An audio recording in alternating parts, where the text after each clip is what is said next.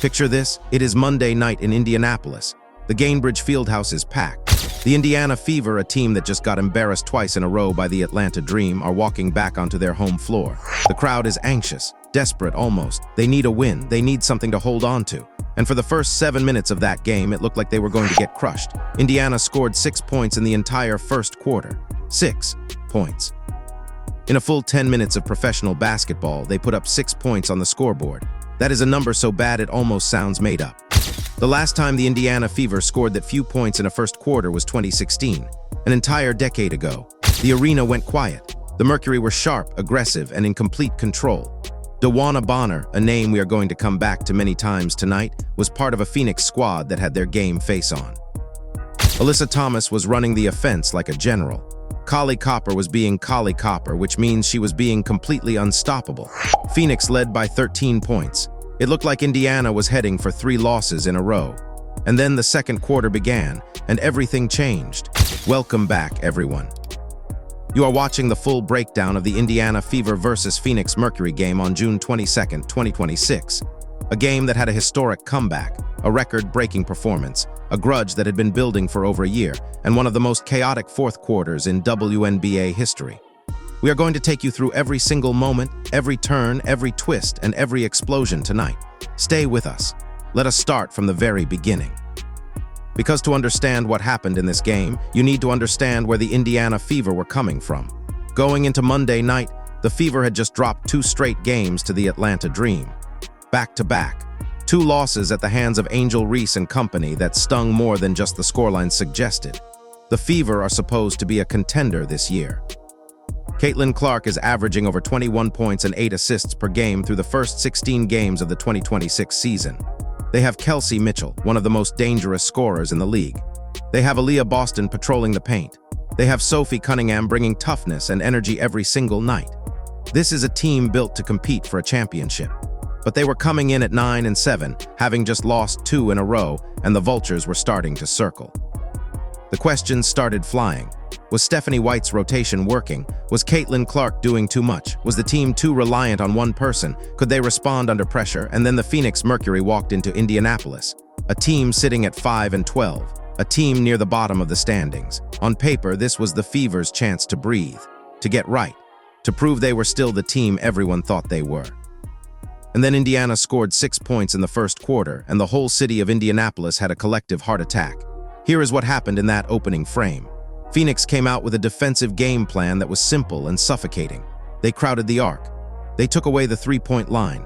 They made it incredibly hard for Clark and Cunningham to get clean looks from the outside. And when Indiana tried to attack the rim, Phoenix was right there. Alyssa Thomas, at 6 feet tall and built like a defensive fortress, was everywhere. She finished the first quarter having outscored the entire Indiana Fever team by herself. Think about that. One player, more points than the whole home team. Clark was held to almost nothing. Cunningham could not find her rhythm. Aaliyah Boston, normally a reliable presence inside, was getting pushed around. And Phoenix built that 13-point lead with quiet confidence, like they had done this before and fully expected to walk out of Indianapolis with a win. The fans in Gainbridge Fieldhouse were uneasy. You could feel it. But here is the thing about Caitlin Clark. The thing that makes her different from almost every other player in this league, or frankly in the history of this league. She does not panic. She processes. She adjusts. And then she attacks. The second quarter started and Clark took over. Not in a flashy, look-at-me kind of way. Not with some dramatic moment where she pointed at the crowd and screamed. She just started playing basketball the way only she can.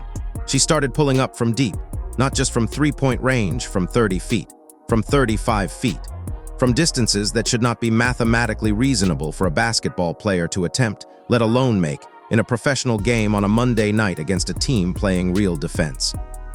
She made 2 shots from over 30 feet in that quarter, 2 of them in the same quarter.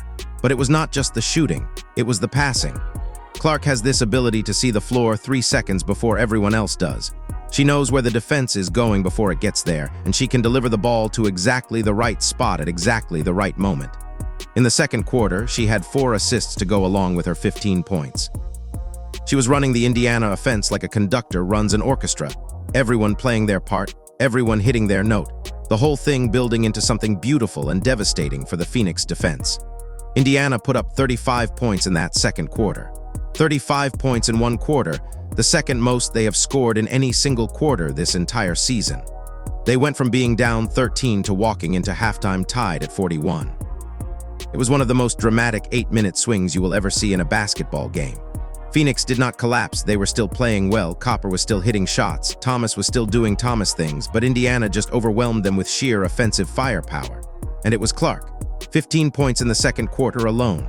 Unstoppable, unapologetic, doing what she does. When the two teams walked into their locker rooms at halftime, the scoreboard said 41-41. But the momentum was not tied. The energy had completely shifted. Gainbridge Fieldhouse was alive. The fans who had been sitting on their hands were now on their feet. They could feel it. Something was coming. And then the third quarter happened. If the second quarter was the comeback, the third quarter was the statement. Indiana came out after halftime and played 30 minutes of basketball in 10 minutes. That sounds confusing, so let me break it down. They outscored Phoenix 30-11 in the third quarter. 30-11. That is not a basketball score between two professional teams. That is the kind of scoreline you see in a blowout in a game where one team has completely given up. But Phoenix had not given up. They were still trying. Indiana was just playing at a level that was simply untouchable in that quarter. Kelsey Mitchell was magnificent. She dropped 9 of her 22 total points in the third quarter. Mitchell is one of those players who can get hot and make you feel helpless. She has this quick first step that lets her get into the lane whenever she wants, and she finishes through contact with the kind of toughness that players spend their whole careers trying to develop. She was on fire. Monique Billings was a revelation. In a stretch of games where Indiana had been getting next to nothing from their power forwards, Billings showed up. She was physical in the post, she was active on the boards, and she scored efficiently. Going into this game, she had given the Fever almost nothing offensively in recent weeks. But she found her form on Monday, and it could not have come at a better time. She would finish the game with 14 points and 10 rebounds, her first double-double of the 2026 season. And Clark kept cooking. Another 5 points in the third, another handful of dimes. She was playing within the system, trusting her teammates, making the right reads. But everyone on the floor knew that when Phoenix tried to get back into this game, Clark was the one who was going to make sure they could not. By the end of the third quarter, Indiana led 71-52, a 19-point lead, from down 13 to up 19, a 32-point swing across 3 quarters of basketball. The Gainbridge Fieldhouse crowd was absolutely electric. But if you thought the game was over, you were watching the wrong team. Because the fourth quarter was not just a basketball quarter. It was a war. And the battlefield was filled with old grudges, unspoken words, smoldering resentment, and enough fire to burn the whole building down. To understand what happened in the fourth quarter, you need to understand the story of DeWanna Bonner. And this story starts not in 2026, but back in the winter of 2025, when the Indiana Fever made one of the most talked about free agent signings in WNBA history. DeWanna Bonner is a legend, a 6-time WNBA All-Star, a 2-time champion with the Phoenix Mercury, one of the most decorated players in the history of the league. She has been a force in this sport for over 15 years.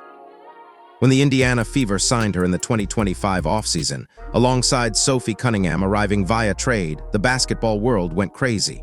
People were calling it the move that could push Indiana to their first WNBA title. Bonner was going to be the veteran presence, the championship experience, the winning culture that the young Fever roster needed. And then it all fell apart, quickly. Bonner played just 9 games with the Fever, 9 games. She averaged career low numbers across the board, 7 points, 3 rebounds, shooting below 35% from the field. Something was not clicking, the fit was not right, and then she stepped away. She cited personal reasons, she took a leave of absence, and eventually, quietly, devastatingly, she asked for a trade. Indiana waived her, no goodbye, no press conference, no heartfelt letter to the fans or to her teammates. She was here and then she was gone. And a short while later, she was back in Phoenix, back with the Mercury, the franchise where she had spent 10 seasons and won 2 rings. And crucially back with Alyssa Thomas, the Mercury star, and her fiancé. Now here is where it gets personal. Sophie Cunningham, a woman who does not back down from anything or anyone, a player who brings a physical, emotional, raw energy to every single game she plays, was not happy about how Bonner handled her exit. She made that very clear. On her podcast called Show Me Something in August of 2025, Cunningham laid it all out. She said she likes Bonner. She said she is still rooting for Bonner as a person. But she said that there is a way to handle leaving a team, and that way involves some basic professional courtesy. Like sending a text. Like saying to your teammates, hey, this did not work out, good luck, I am sorry. Just acknowledging the people you spent time with. According to Cunningham, Bonner did not do that. She did not send a text. She did not say goodbye. She just left. Cunningham said on that podcast, and we are paraphrasing here, send a text, say love you guys, or even just say sorry this did not work out, good luck. There is a way to handle this, and she felt that way was not taken. Bonner eventually spoke about her time in Indiana too. She called the experience difficult. She spoke about cyberbullying. She said Indiana Fever fans had made her life hard online because of how things played out. The fans who had once welcomed her with open arms were calling her a quitter. She said she was still not over it. So you have Sophie Cunningham on one side, feeling like her teammate ghosted them without a word. And you have DeWanna Bonner on the other side, saying she was treated poorly by the fanbase and driven out by online cruelty. Neither side is entirely wrong. Neither side is entirely right. But both sides are carrying something. And when these two teams share a basketball court, that something comes with them. This was not the first time it had flared up. When Phoenix came to Indiana in July of 2025, the Gainbridge Fieldhouse fans booed Bonner loudly and consistently. Every time she touched the ball, every time she stepped to the free throw line. The Mercury's Collie Copper actually spoke out afterward, calling the treatment disrespectful to a WNBA legend. Cunningham pushed back on that too, saying the fans had every right to feel how they feel. And there were physical moments on the court too, shoves, joy, energy exchanged between Cunningham and Bonner in ways that go beyond normal basketball competition. All of that backstory, all of those layers of history and hurt and unfinished business. That was what came with DeWanna Bonner when she walked into Gainbridge Fieldhouse on Monday night. And for most of the game, it was just simmering underneath the surface. You could feel it, but you could not see it, until the fourth quarter, with about 8 minutes left on the clock and Indiana holding a massive lead. Here is exactly how it went down. With 7 minutes and 57 seconds remaining in the fourth quarter, Indiana sitting on a comfortable lead, Caitlin Clark got tangled up under the basket with DeWanna Bonner. It was one of those possession plays where two players are fighting for space and it gets physical. These things happen. But this was not just any two players. This was Caitlin Clark and DeWanna Bonner. There was history between these two going back to the 2024 WNBA playoffs, when Clark and Bonner squared off in a heated postseason clash that included shoves and swipes and moments that became viral all over social media. Now here they were again in Indiana, fighting over a basketball, and the moment the referee's whistle blew, everything erupted. Clark was called for a personal foul. He spun around, eyes wide, hands out, and the look on her face said everything. She could not believe it. She started arguing with the officials, and while Clark was making her case to the referees, Bonner stepped into the frame. Words were exchanged, not quiet words, not polite words, the kind of words that make people's eyes go wide and pull out their phones. And then Sophie Cunningham walked over. Now Sophie Cunningham is many things. She is one of the best perimeter defenders in the WNBA. She is tough, competitive, physical, and absolutely not someone who will stand on the sideline while something is happening that she has feelings about. When she saw Clark and Bonner going at it, Cunningham stepped in, and she started pointing at Bonner. Bonner pointed right back. Cunningham pointed again. Bonner pointed again. Two professional athletes standing a few feet apart on a basketball court in front of thousands of people, pointing at each other with all the intensity of people who have had this conversation in their heads 100 times before and are finally having it out loud in front of everyone. And then MHA Hins Allen stepped in. Hins Allen, known around the league as MHA, is another player who does not shy away from confrontation. She is physical, she is loud, she is the kind of teammate who will be right there in the middle of it when things get heated. She jumped into the mix, right in the middle of all of this chaos, and before anyone knew what was happening, Alyssa Thomas was there too. Because of course she was. Because Alyssa Thomas is DeWanna Bonner's fiancée, and when someone is going at your fiancée in the middle of a basketball game, you do not stand there and watch. So now you have Clark arguing with the refs. You have Cunningham and Bonner pointing at each other with fire in their eyes. You have Hins Allen in the middle of it. You have Alyssa Thomas rushing in to protect Bonner. You have teammates from both sides trying to pull people apart and also maybe not trying that hard because honestly everyone wanted to see where this was going. The referees had a job to do. They started calling technical fouls. A lot of them. First, they slapped Bonner and Cunningham with a double technical. Both players got one at the same time, which in basketball terms means both teams have to absorb a punishment for escalating the situation. Offsetting technicals. Neither team shoots a free throw, the game just continues, but the message is sent. Then they turn to Alyssa Thomas and MHA Hins Allen. Same thing, double technical. Both players get one, offsetting. The refs were moving through the crowd of players like they were issuing parking tickets, one after another. And then they looked at Clark. Despite Clark clearly not being the main aggressor in any of this, she had stepped back. She had made her case. She was not in the center of the brawl. The referees hit her with a technical foul too. Her fifth of the 2026 season. Clark's reaction was captured on video and immediately went everywhere. She spun around with this expression that can only be described as pure bewilderment. Reporters shared the quote that she asked the officials, and we are paraphrasing in a cleaner way, what exactly she had done to deserve that. The answer she got was apparently not satisfying, because here is the thing about Caitlin Clark and technical fouls in 2026. She has been accumulating them at a rate that is starting to draw real attention. Every time she argues a call, every time she shows emotion on the floor, every time she does something that the refs interpret as unsportsmanlike, she picks one up. And they add up. In the WNBA, your fifth technical foul comes with a $1,000 fine and a warning letter from the league. Your eighth technical foul of the season means a suspension. Clark is now at 5. That means if she picks up 3 more, she will miss a game. But at that moment, standing on the floor at Gainbridge Fieldhouse with the crowd buzzing and her team up by nearly 20 points, that was the last thing on Clark's mind. Because seconds later, this whole thing escalated one more level. After the technical fouls were handed out, after all the pointing and the words and the chaos, most people expected the players to back off. Cool down. Remember that there was a basketball game happening and that Indiana was winning it by a lot. Most people expected that. MHA Hines-Allen did not cool down. Hines-Allen, who had just been assessed her first technical foul of the night as part of that double technical with Thomas, was still fired up. And in those chaotic seconds after the initial storm of technicals, she shoved DeWanna Bonner, not a little push. A shove, clear, direct, definitive contact. The referees had no choice. That shove was her second technical foul of the night. 2 technical fouls in the same game means an automatic ejection in the WNBA. Before the crowd could fully process what had just happened, the refs were pointing toward the tunnel, and MHA Hines-Allen was being walked off the court.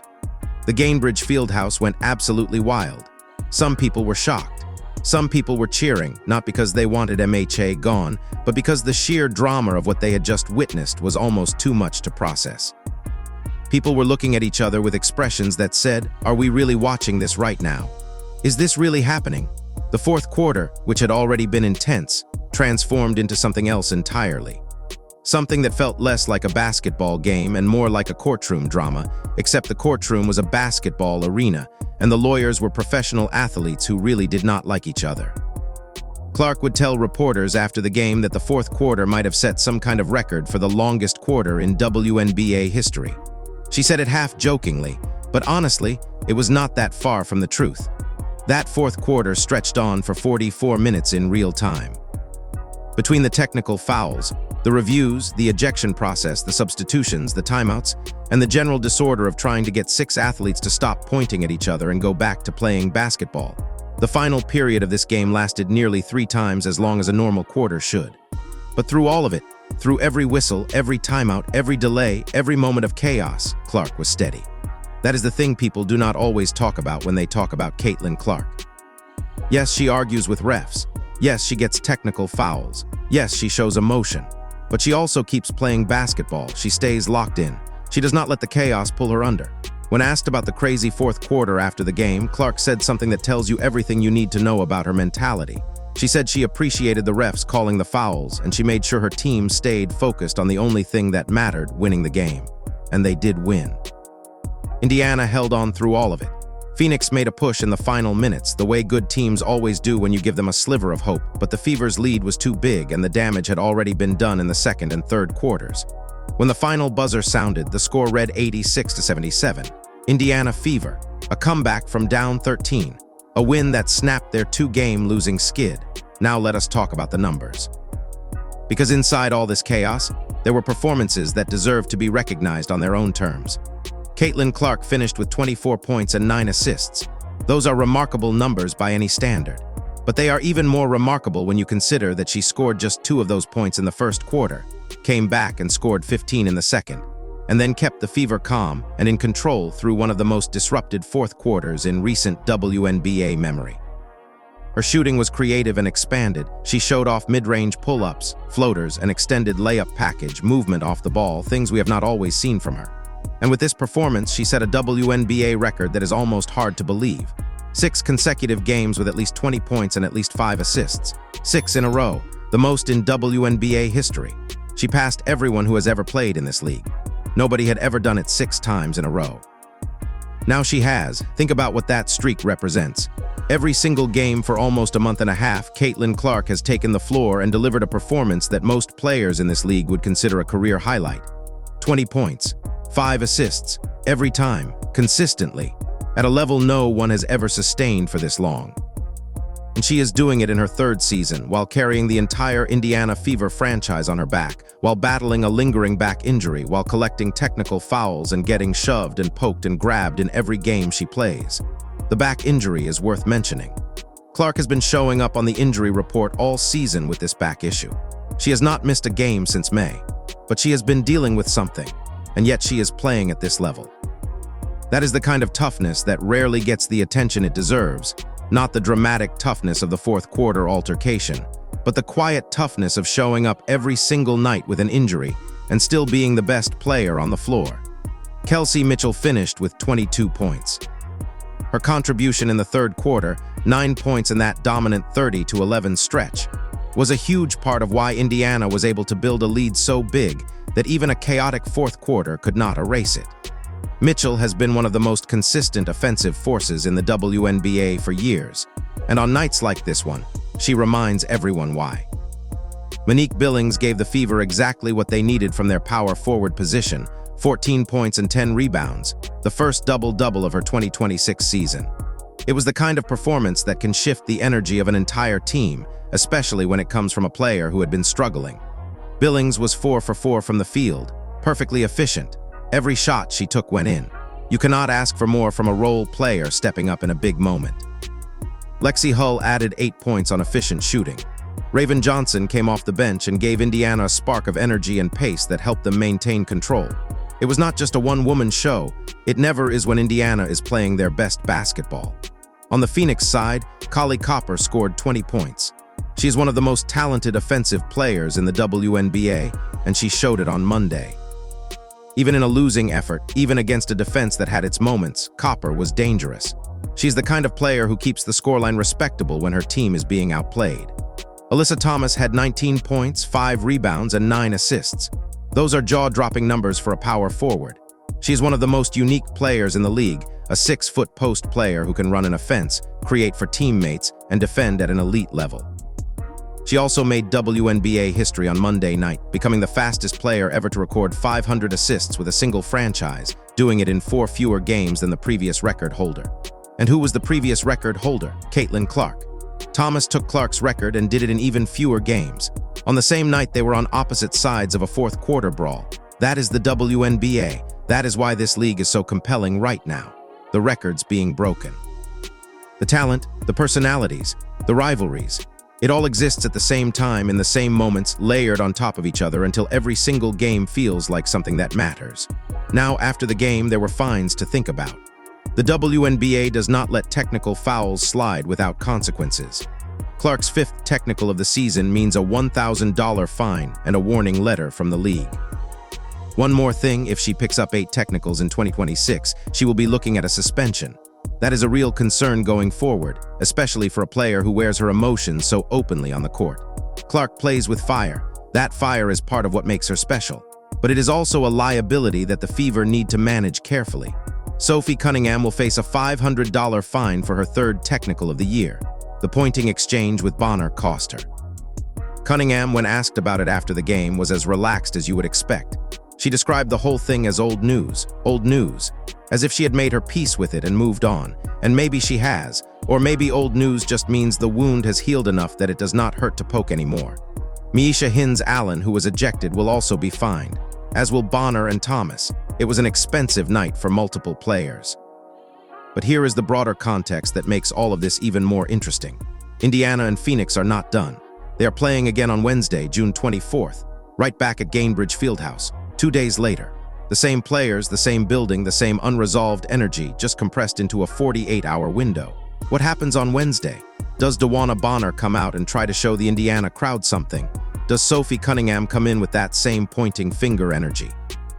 Does the Clark and Bonner rivalry get another chapter?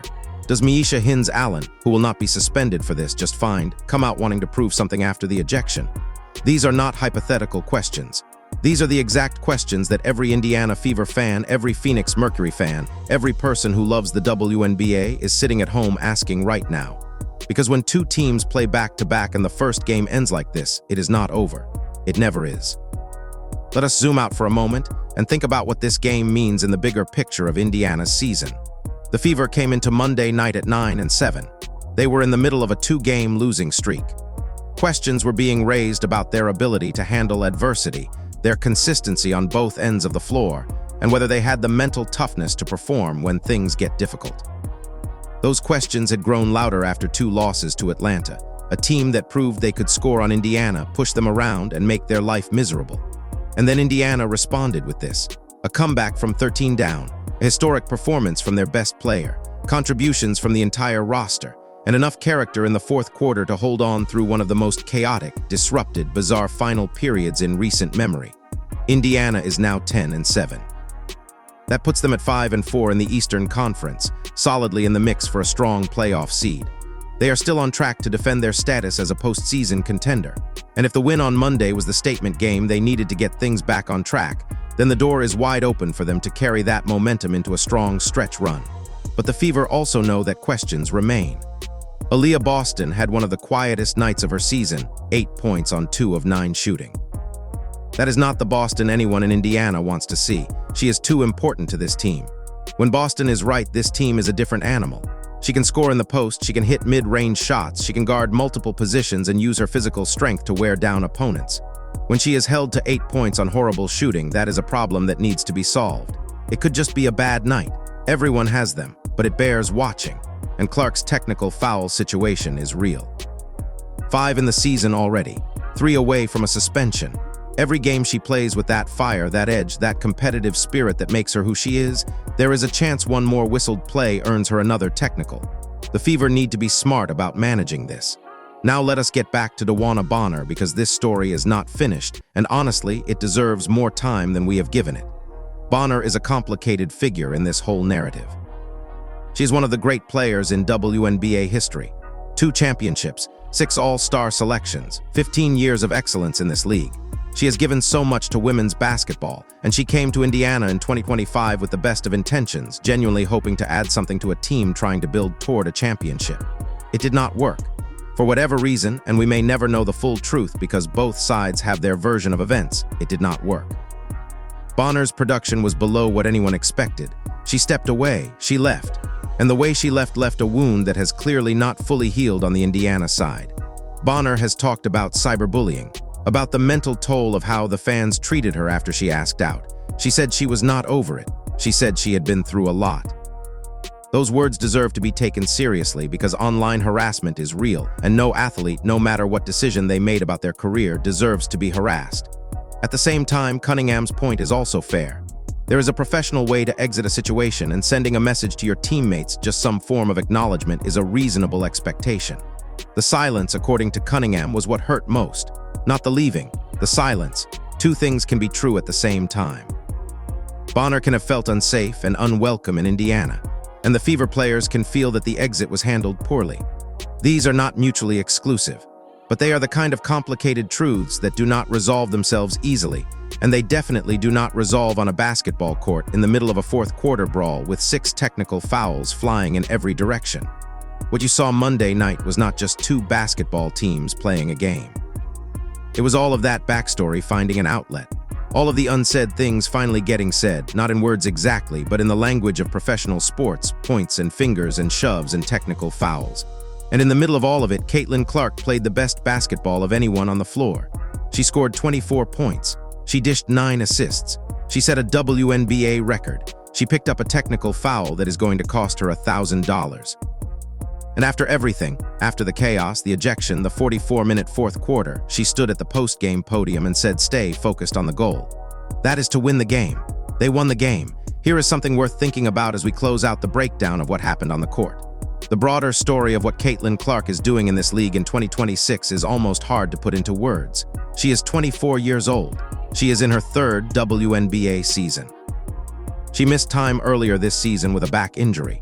She plays every night with a target on her back because every team in this league has a plan specifically designed to stop her. And she is still doing this. 6 consecutive games with 20 points and 5 assists. A new WNBA record. A pace of play and a level of consistency that the league has simply never seen from a player this young, doing this much, carrying this much. In 2024, her rookie season, Clark put together numbers that had never been seen from a first-year player. She broke records for assists, for points as a rookie, for three-pointers. People said wait until she settles in. Wait until she develops her mid-range game. Wait until she gets more comfortable with her layup package and her floater and her movement without the ball. Well, she has settled in. She has developed those things. And what we are seeing now is the evolution of a player who was already extraordinary becoming something that genuinely does not have a comparison. There is no player in WNBA history who has done what she is doing at this age at this level. She's creating a new category. And the record she set on Monday night, 6 consecutive games with 20-plus points and 5-plus assists. That record is going to stand as a landmark in this league's history for a long time. It is not just a number. It is a statement about consistency, about dominance, about the ability to perform at the highest level night after night regardless of the circumstances. On a night when her team got off to one of the worst starts in franchise history. On a night when she was getting tangled up with a former nemesis. On a night when she picked up a technical foul she clearly felt was undeserved. On a night when one of her teammates was ejected and the fourth quarter turned into something that felt more like a soap opera than a basketball game. On that night, Caitlin Clark went out and set a WNBA record. That is who she is. Now Wednesday is coming. Phoenix Mercury back at Gainbridge Fieldhouse. The same building, the same players, the same unresolved fire that almost burned the whole game down on Monday. And you can bet that every person who was there on Monday night, every player, every coach, every fan is going to remember exactly what happened and exactly how it felt. Will Bonner come back with something to prove? Absolutely. Will Cunningham be ready to match her energy? Without question.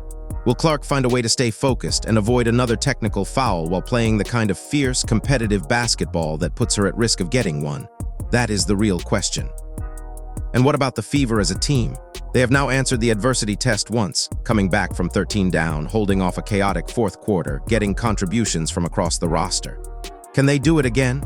Can they make a statement in the rematch and show that Monday night was not a fluke, but a sign of what this team can do when it plays to its potential? The WNBA is on fire right now. This league, the storylines, the talent, the rivalries, the records, the drama, all of it is playing out in real time and it is spectacular to watch. Caitlin Clark and the Indiana Fever are at the center of it. And this story, this specific chapter between Indiana and Phoenix is far from over. Monday night gave us a comeback, a record, a brawl that was not technically a brawl but absolutely was a brawl in every way that matters. An ejection, a 44-minute fourth quarter, a win. Wednesday gives us the rematch, and we will be right here to break it down for you. But before we go, take a second to think about what you just watched. Think about that first quarter, 6 points, 13 down, a crowd going quiet in a building that was supposed to be a place of comfort and confidence for Indiana. Think about Caitlin Clark not panicking, just processing. And then think about what she did in the 8 minutes that followed. 15 points, 4 assists, 2 shots from over 30 feet. A team that came back from the dead and did not look back. Think about Monique Billings, 4 for 4, stepping up when the Fever needed her most. Think about Kelsey Mitchell making the third quarter a private nightmare for the Phoenix defense. Think about Sophie Cunningham standing there, pointing back at DeWanna Bonner, not backing down from something that has been building for more than a year and may never fully be resolved. Think about Miesha Hines-Allen, so locked into what was happening, so unwilling to let Bonner have the last word that she made a decision in a fraction of a second that ended her night early. A shove, a second technical, an ejection, the walk toward the tunnel while the crowd buzzed with disbelief and excitement in equal measure. Think about Alyssa Thomas, one of the best players in this league, rushing to defend her fiancé because that is what you do. Think about Caitlin Clark at that post-game podium. Calm, measured, already moving forward. Stay focused on the goal. That is to win the game. They won the game. This is the Indiana Fever in June 2026. Flawed, fiery, historically great in moments, capable of shocking starts and extraordinary comebacks, carrying one of the most remarkable players the sport has ever seen, and right in the middle of one of the most compelling ongoing rivalries in the WNBA. There is so much more to come. Wednesday. The rest of the regular season, the playoffs, all of it, and we will be here for every single moment. If you are not watching the Indiana Fever this season, you are missing something special. You are missing Caitlin Clark making history in real time. You are missing Sophie Cunningham being the most entertaining and fearless energy player in the game. You are missing Kelsey Mitchell reminding everyone why she is one of the most dangerous scorers in this league. You are missing a team that was built to compete, that is fighting through adversity, that is capable of playing at a level that very few teams in this league can match. And you are missing moments like Monday night. Moments that feel like they belong in a movie, but are actually real, actually happening, in real arenas with real people who have real histories and real feelings and real fire. Indiana won 86-77. Clark had 24 points and 9 assists and a new WNBA record. The fourth quarter lasted 44 minutes and 6 technical fouls. MHA Hines-Allen was ejected. Sophie Cunningham and DeWanna pointed at each other with all the intensity of people who have something to say and finally said it. Wednesday night, they are doing it again. We will see you there.